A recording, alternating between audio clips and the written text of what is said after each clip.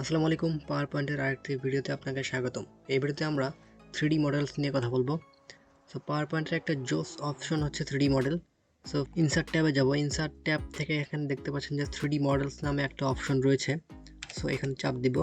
চাপ দিলে এখানে আমরা চাইলে আমাদের কম্পিউটার বা ল্যাপটপ থেকে আমরা ফাইল নিতে পারি, অথবা আমরা চাইলে আমাদের অনলাইন সোর্স থেকে ফাইল নিতে পারি। একটা বিশাল একটা লাইব্রেরি ওপেন হয়ে যাবে। এখান থেকে আমরা অনেক রকমের 3D মডেলস নিয়ে কাজ করতে পারবো।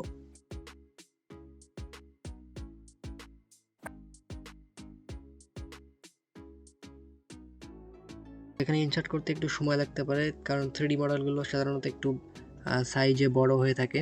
3D মডেলসের মাধ্যমে আমরা এটা দেখতে পারবো।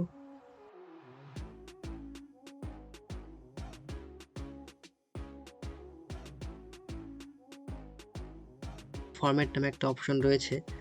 এখান থেকে আমাদের কিছু অপশন এমনি অটোমেটিক্যালি দেয়া আছে যে আমরা এইভাবে নিতে পারি, এটা এভাবে এভাবে। এছাড়া এখানে চাপ দিলে আরও অনেকগুলো পজিশন শো করবে।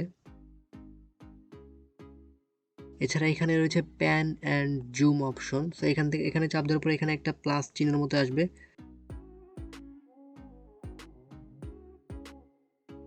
আমি যদি কোনো একটা নির্দিষ্ট পয়েন্টে দেখাতে চাই, সেক্ষেত্রে হচ্ছে এটাকে জাস্ট এতটুকু দেখাবো, তাহলে হচ্ছে এইভাবে দিয়ে এভাবে দেখাতে পারি।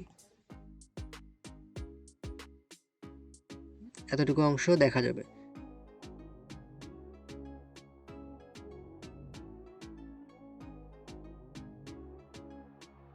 ডাবল ক্লিক করব, ডাবল ক্লিক করলেই চলে আসবে।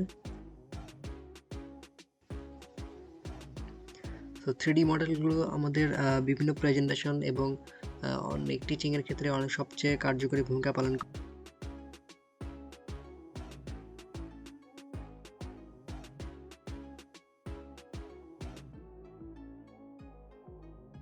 তো এই ইমেজটা দেখে মনে হচ্ছে যে একটা সাধারণ ইমেজ, কিন্তু আসলে এটা সাধারণ ইমেজ না। এটাকে যদি আমরা 3D স্টাইলে দেখি, সেখানে দেখতে পাচ্ছ যে এটা হচ্ছে একটা পুরো সৌরজগৎ।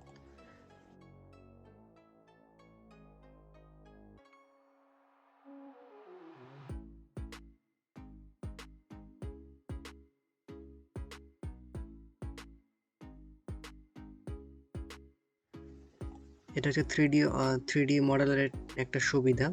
এছাড়া আমরা ফরম্যাট অপশন থেকে এখান থেকে সিলেক্ট করে করে দেখতে পারি।